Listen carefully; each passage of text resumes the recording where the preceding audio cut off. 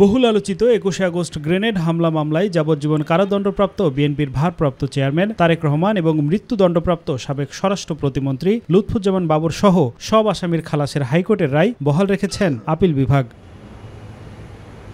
প্রধান বিচারপতি ডক্টর সৈয়দ রেফাত আহমেদের নেতৃত্বে ৬ বিচারপতির আপিল বেঞ্চ এ রায় ঘোষণা করেন। এছাড়া গ্রেনেড হামলা মামলা নতুন করে তদন্তে হাইকোর্টের দেয়া পর্যবেক্ষণ বাদ দিয়েছেন সর্বোচ্চ আদালত। কনফেশনগুলো করা হয়েছিল স্বীকারোক্তিমূলক জবানবন্দি, ১২টা স্বীকারোক্তিমূলক জবানবন্দি।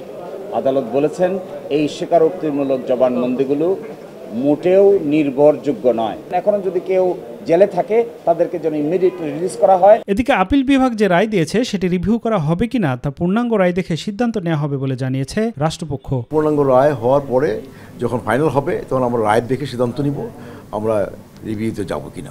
বিকেলে ২১ আগস্ট গ্রেনেড হামলা মামলায় তারেক রহমান সহ সব আসামি খালাসের সংক্ষিপ্ত রায় প্রকাশ করেন আপিল বিভাগ। আফজাল হোসেন, মাই টিভি, ঢাকা।